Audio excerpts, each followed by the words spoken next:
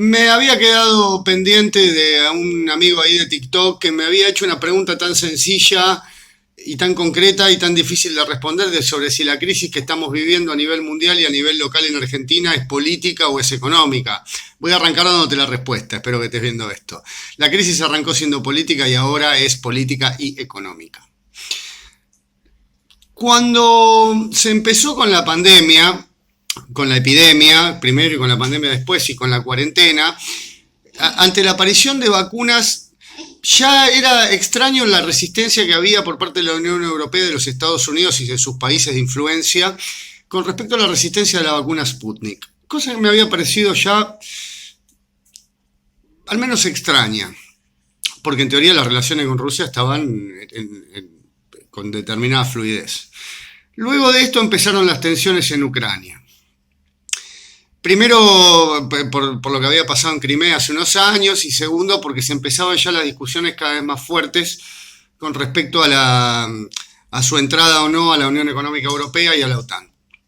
Hasta acá todo es política de lo que estoy hablando, que no es mi área de experiencia o no es mi área de expertise. Pero estas cosas son de dominio público y son bastante conocidas por todos. Saliendo de la pandemia empezamos a tener ya los problemas económicos. ¿Por qué?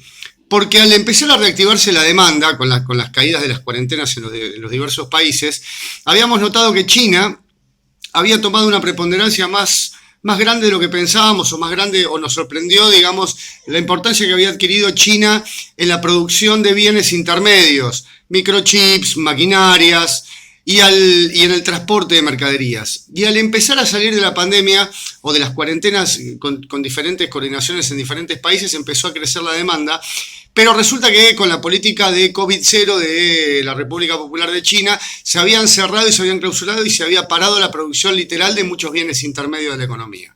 Entonces ya a la salida de las cuarentenas y empezamos a tener una inflación de costos por una cuestión de exceso de demanda o de haberse retraído la oferta. Ahora bien, esta situación de retracción de oferta nos pone en una salida de las cuarentenas ya con una inflación de costos.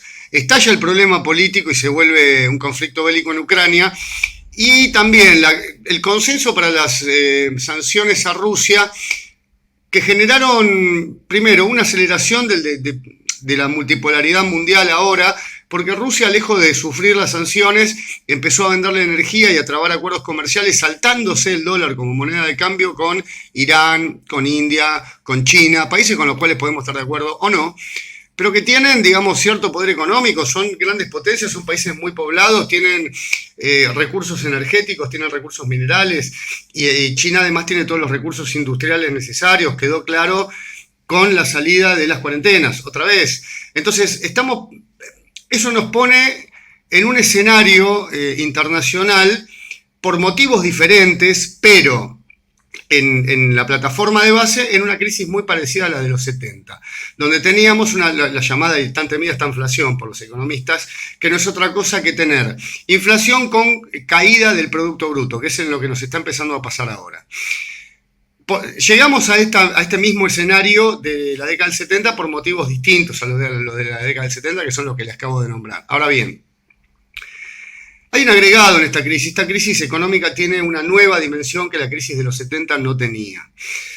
La primera es el nivel de endeudamiento de los gobiernos. Todos los gobiernos, incluido el gobierno norteamericano, tienen niveles de deuda pública en bonos y en distintos instrumentos de cada uno de los estados a niveles nunca vistos en la historia del capitalismo.